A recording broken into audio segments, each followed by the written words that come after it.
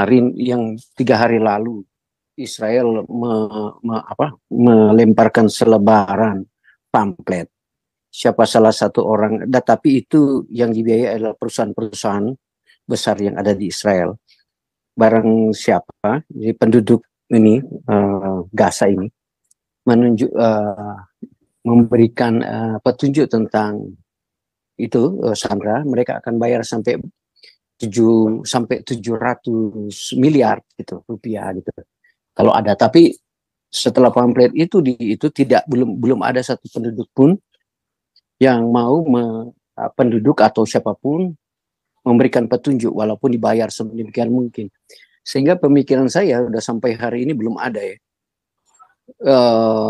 Berarti tidak ada satu penduduk pun yang mengetahui di mana Sandra itu berada. Diperhitungkan dari waktu ke waktu.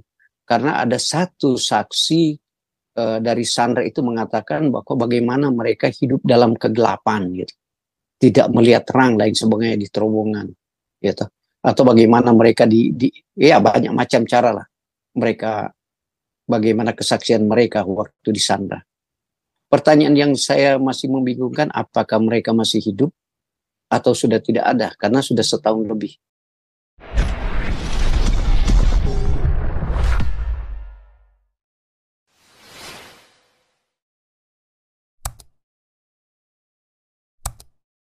Pokoknya asal Sandra kembali. Artinya memang ya itu pengorbanan yang dilakukan oleh negara Israel gitu untuk demi melindungi dan melepaskan warganya gitu kira-kira toh gitu. Oke, terima kasih Om Pung. Belum ada beritanya. Aku juga belum terima kabar-kabar yang lain juga dari teman-teman gitu. Belum ada.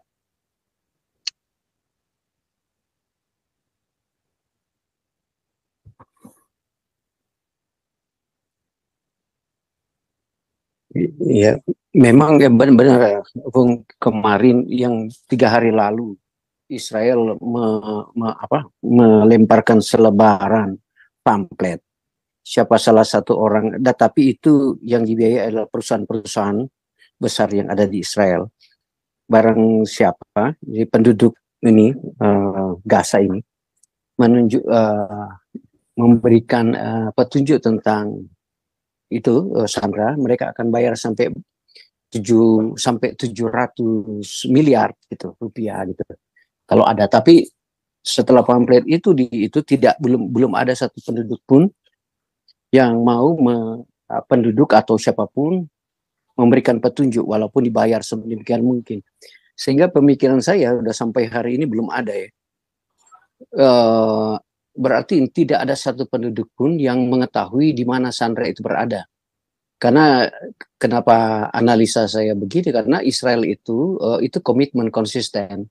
Seumpamanya saya yang menunjuk Sandra, saya tidak akan diekspos, nama saya tidak akan itu yang dilakukan Israel. Kejujuran itu yang saya percaya, tetapi sampai sekarang ini pamflet itu belum ada satu penduduk pun yang memberikan petunjuk bahwa yang tersandra itu ada gitu. Itu yang barusan ini ya, yang beberapa hari lalu pamflet itu diterbangkan. Kemudian yang paling unik juga setelah Yahya Sinwar beberapa hari meninggal, banyak kelompok-kelompok pembela Hamas ini menyerahkan diri. Itu live, itu ditunjukkan live oleh bangsa Israel. Inilah orang-orang, tapi mereka tidak membantai orang itu menjadi satu tahanan. Kemudian bagi teman-teman, siaran langsung daripada News Israel, setelah mereka menangkap ya pengikut Hamas, sebenarnya mereka ini sudah tidak afiliasi dengan ajarannya itu. Selalu menyatakan mereka dibayar, persoalan dibayar aja. Kalau kamu mampu bayar, ya saya akan begitu kayaknya. Kalau kamu bayar, keluarga saya, keuangan saya akan membantu, saya akan ikut berperang sama Hamas. Itu kesaksian ya orang-orang pengikut Hamas. Ini yang sangat luar biasa yang digembor-gemborkan oleh Israel, bahwa sebenarnya pengikut Hamas ini bukan lagi aliran doktrin, mereka cuma dibayar untuk ikut berperang melawan Israel. Bukan ajarannya itu yang diajarkan Hamas. Ini yang waktu diinterogasi itu sangat luar biasa jawaban-jawaban daripada pengikut Hamas itu. Ya, sangat berarti setelah ada relasi dengan di interview di itu, akhirnya Israel secara otomatis menyerang dana-dana sentral, dana-dana keuangan yang membantu Hamas ini. Setelah mereka si Yinto ini dia bawa kerana bahwa yang memberi bantuan itu benar juga Ibu Dora kemarin cerita bahwa penjualan minyak Iran itu, tetapi ini bahasa lama sebenarnya dari dulu, dari beberapa tahun lalu, bagaimana Iran ini membantu Hamas dengan cara menjual minyak. Tetapi juga Israel juga menjelaskan bahwa mereka juga menjual obat-obat terlarang sebagai transaksi untuk sampai mereka coba gambarkan jalur bisnis obat-obat terlarang itu untuk membantu Hamas itu gitu. Ya juga mereka secara saya bilang aja secara kritis ya atau ada pengetahuan bagaimana dana-dana dari Iran itu masuk ke siklus keuangan itu, bagaimana dana Iran itu masuk ke Hamas, bantuan dari Hamas itu yang sangat luar biasa ya saya. Ya tadi bicara tentang Sandra itu, saya kira saya sendiri sulit mau track itu dari media sumber-sumber yang baik di Jerusalem Post atau Israel atau Hearts atau mana itu mau mengetahui apakah Sandra itu masih ada atau sudah tidak ada. Diperhitungkan dari waktu ke waktu. Karena ada satu saksi dari Sandra itu mengatakan bahwa bagaimana mereka hidup dalam kegelapan gitu. Tidak melihat terang lain sebagainya di terowongan gitu. Atau bagaimana mereka ya banyak macam cara lah mereka, bagaimana kesaksian mereka waktu di Sandra. Pertanyaan yang saya masih membingungkan, apakah mereka masih hidup atau sudah tidak ada karena sudah setahun lebih. Itu pertanyaannya. Ataukah ini sebagai jadi frame, kerangka pertahanan bagi Hamas untuk mencoba negosiasi dengan mempergunakan istilah Sandra itu. Walaupun Sandra sudah tidak ada. Memang benar juga dikatakan Om Toba kemarin. Dari kita membaca news bahwa ada Sandra tapi sudah mayat gitu. Sudah diawetkan gitu. Tapi datanya ada. Pertanyaan kita, apakah masih ada Sandra yang hidup? Kalau kita ukur sudah setahun ini. Itu pertanyaannya yang kita harus coba. Barangkali satu waktu akan keluar di news, wah ini masih hidup atau tidak. Tapi kita di sini sulit mengetahui apakah mereka masih hidup atau sudah mati gitu. Itu yang ya kita harus cerdas mencermati hal ini gitu. Yang penting kita sudah tahu bersama kesimpulannya. Bisa juga ditahan-tahan untuk melanjutkan perang. Iya benar. Benar. Itulah. Iya, analisa kita seperti itu, mantap gitu. Analisa itu. Kalau menurut saya sih udah mati semua lah menurut saya. Iya, anyway, itu. Saya masuk sebentar nih ya. Kita ngomongin Indonesia sampai mulut kamu berbusa juga. Percuma. Sampai ada separation church and state, memisahkan agama dengan negara. Kalau itu tidak terjadi, Indonesia ini stand still, udah berjalan di tempat. Itu kalau menurut saya. Nah, apakah ada harapan dengan Prabowo? Ada harapan. Ya, kecuali dia berani satu ini, dissolve, membubarkan MUI dan Departemen Keagamaan, itu bubarin semua. Nggak ada gunanya. Ngabisin waktu, ngabisin duit, ngurusin agama. Yang Prabowo mau kasih rakyat makan, kasih edukasi kepada anak, kasih makan siang gratis buat anak-anak sekolah. Itu tujuan dia.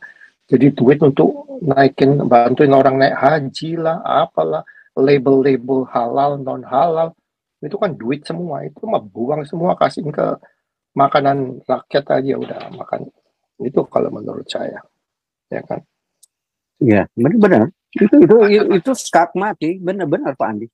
Itu yang kita dengungkan, berani enggak? Gitu. Itu persoalan dia berani enggak? Dan paradigma itu di sistem di rumah berani enggak? Tetapi orang Indonesia kan, kalau saya komunikasi dengan, saya jujur aja. Kalau saya berkomunikasi dengan orang-orang di Indonesia, saya jujur hampir setiap hari. Karena mereka di dalam kerangka itu, di dalam itu, seolah-olah kita negara aman. Kalau kita lihat dari kacamata luar, ya negara itu tuh berbahaya di situ gitu. Selalu mereka rasa aman gitu karena merasa nyaman tertidur di bagaimana saya mau gambarkan orang Indonesia. Mereka tidak tahu negara kita tidak maju, tapi mereka secara itu aman lah, di dalamnya aman, bisa makan, bisa hidup, bisa jalan naik kemana ke Jawa Barat itu bisa. Mereka rasa aman, tapi kalau kita di sini mau melihat dari pandangan lain, negara kita mau maju nggak? Ya, artinya mengkomparkan negara-negara tetangga yang Pak Andi katakan beberapa lalu, masalah Vietnam, Thailand, perbandingan ekonomi. Tapi orang Indonesia kan tidak begitu, tidak berpikir begitu. Dia nggak mau peduli tentang perbandingan pertumbuhan ekonomi. Cuma manuver politik di Indonesia yang bicara itu. Itu yang selalu. Tapi kita di luar kita mampu melihat itu. Karena kita keluar dari bingkainya itu. Kita bisa mampu melihat negara kita. Memang saya masuk ke tempat-tempat lain, mereka masih membela seolah-olah negara kita adalah negara maju, negara ini. Karena kita di dalamnya gitu. Coba Anda keluar gitu, melihat negara kita. Atau skop pandangan kita melihat negara Asia Tenggara itu. Jangan Anda melihat dari dalam, di dalam Anda melihat keluar. Jangan, Anda keluar melihat ke dalam gitu. Memperbandingkan negara-negara ASEAN atau negara Asia gitu. Baru belajar sejarah. Ya ini negara merdeka tahun berapa. Pokoknya ini negara ini hancur dulu lantas. Kenapa dia maju secara signifikan di bidang ekonomi? Ada apa? Kenapa dia maju? Baru bandingkan negara kita. Dengan mengatakan kekayaan luar biasa. Tetapi itu bahasa lama. Zaman Soeharto, waktu SD saya sudah dengar. Kekayaan alam kita luar biasa. Tetapi kenapa itu masih dijual sampai sekarang? Pertanyaan begitu kan yang edukasi, yang memberikan pendidikan bagi kita. Kenapa itu dijual sampai sekarang? Kemudian mau perbandingkan negara tetangga, kenapa negara tetangga lebih maju secara signifikan di negara kita? Introspeksi begitu yang kita harus pelajari gitu. Sehingga negara kita tidak bertumbuh, ada apa gitu. Begitu jawaban yang tepat, ada apa negara kita lambat bertumbuh? Saya bilang kesimpulannya satu, Pak Andi sama dengan saya, gambaran sama. Karena Islamnya itu sudah masif, sistematik. Itu sudah tersistem secara masif di negara kita.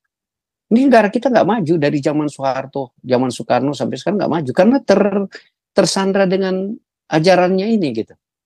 Kemudian teman-teman di sini selalu mungkin ini Pak Permesa ngomong, iya saya bilang ngomong jujur aja. Apakah berani negara? Saya bilang, berani negara masuk ke ranah kurikulum pendidikan pesantren itu. Yang notabene orang cuma jongkok dikasih apa itu? Saya bilang kertas itu anak-anak goyang kepala kiri kanan la. Itu aja yang diajarkan. Mereka tidak diberikan. Saya lihat sendiri dengan mata di tangga saya di Kampung Rambutan di itu, bukan saya berframing di Manggarai. Anak-anak masuk ke situ duduk bersila pakai ini cuma la. Baru pendidikan yang kurikulum yang diberikan waktu saya waktu SD, belajar PMP, belajar Pancasila, belajar sejarah pendidikan sejarah perjuangan bangsa, belajar ini itu sekolah boleh dibilang lah sekolah sekuler lah. Enggak apa-apa lah. Kita diajarkan tentang bagaimana nasionalisme itu kepada negara kesatuan Republik Indonesia. Apakah anak-anak di pesantren diajarkan begitu?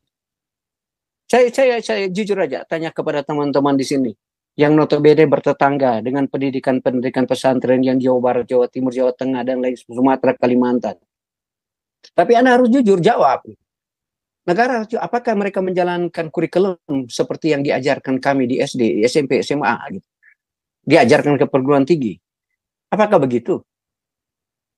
Ini yang saya bilang tadi, yang merusak sistem negara ini, yang negara tidak lihat, iya ya, ini lembaga eksekutif legislatif tidak lihat dari segi situ gitu. Karena inilah dasar yang merusak sistem negara kita gitu. Benar teman-teman di sini, jujur aja, apakah Anda tidak pernah melihat orang cuma duduk bersila? Dengan menggunakan kertas, dengan menggunakan papan yang bersegi V, diletakkan Bible di situ, baru anak-anak itu disuruh hafal, kemudian bahasanya la ilaha illallah sampai dia mau 1000 kali. Doktrin itu yang terajarkan kepada mereka. Di dasar-dasar itu kebencian yang muncul, ya akhirnya didasarkan pada, karena saya bilang tadi, substansinya, dasarnya sudah diajarkan kebenciannya itu, sehingga kebencian itu sudah mengakar di dalam seluruh pembuluh-pembuluh darah itu, sehingga dia jadi pejabat negara nanti sudah terakar di dalam itu ajarannya itu.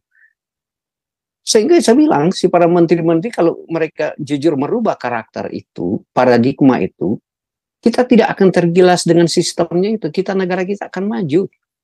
Satu kali negara kita akan maju, tapi lepaskan itu dulu, hilangkan itu dulu. Ya, saya bilang aja, jujur aja, orang yang itu pakar sejarah ya, saya bilang pakar sejarah katakan, sedangkan sudah dikasih Al-Quran di kepala mereka tidak takut. Itu pakar sejarah umat Islam itu, orang Islam asli. Apa yang saya bilang, yang dikasih Al-Quran di kepala itu sebagai kemunafikan daripada pemimpin negara. Kalau saya bilang, mereka itu berkamuflase dengan menggunakan agama sebagai alat, seolah mereka suci, tetapi mereka melakukan korupsi yang besar-besaran negara. Kebencian, kemunduran. Di waktu Anda dikasihkan Al-Quran di kepala itu didasarkan pada mulai rasa kebencian. Kebencian terhadap negara dan orang lain. Yang sifatnya kita berdiri dari beberapa suku bangsa dan beberapa agama. Al-Quran kan itu jujur aja, tanya aja sama mereka. Diajarkan kebencian di dalam itu. Bagaimana orang kafir. Tetapi ada orang moderat yang sistem moderat berpikir bahwa, oh iya, tidak begitu ajaran Al-Quran. Ya, kita bersyukurlah kalau dia mempertahankan itu. Yang bahwa Al-Quran itu tidak mengajar. Tapi dasar otentiknya dia mengajar kebencian. Musuh, membantai, membunuh. Itu persoalannya gitu. Ya ini yang terjadi. Oleh sebab baru teman-teman tanya sih, Pak, coba kasih bukti. Ya, bukti banyak, Pak. Kalau Anda ingin menjadi seorang wali kota, ya, kalau Anda ingin menjadi seorang gubernur, kalau Anda ingin menjadi seorang presiden atau jadi menteri dan lain sebagainya, ya, pakailah politik identitas, politik agama itu. Baru Anda bisa jadi di Indonesia. Kalau Anda tidak gunakan politik agama, enggak. Di Jawa Barat, Jawa Timur, Jawa Tengah, semua caranya begitu. Gitu. Pergunakan identitas politik itu. Identitas politik itu adalah agama. Kalau Anda ingin menduduki jabatan, dari Anda menggunakan itu, Anda akan terbelenggu dengan politik itu. Sehingga Anda berhutang budi terhadap itu. Gitu. Nah, inilah saya bilang kemunduran negara yang nggak bisa maju. Apa yang konkret, yang kecil saya katakan. Tapi teman-teman di sini buka otaknya, jangan cuma itu. Buta otaknya, jangan terbawa ini saya mau framing, mau polemik, bukan. Buka otaknya, contoh, mau katakan bangun izin gereja nggak bisa gitu. Itu saya ke deduksi dulu baru ke induksi. Saya ke umum dulu baru ke kecil. Bangun gereja aja. Di kelompok mayoritas mereka sulit dibangun. Walaupun kita punya Pancasila, punya Undang-Undang Dasar, mau pakai hantam secara yudisial seperti itu, tidak mempan gitu. Karena apa? Berbalas jasa pada kelompok-kelompok ini yang memilih ini gitu. Sehingga undang-undang itu tidak berlaku di Indonesia. Yang kita bilang tadi, masalah Undang-Undang Dasar 45, pasal 28, tentang hak beragama dan sebagainya, tidak berlaku gitu. Karena kalah dengan jumlah penduduk. Kalah dengan itu. Ini yang rusak di sistem kita. Itulah korelasi jawaban-jawaban saya. Begitu juga penyebabnya terjadi perang Israel sama orang Palestina, orang-orang yang Hamas. Ini persoalannya dari situ. Ya. Ngapain? Ini Ya iya, tadi, Pak Andi.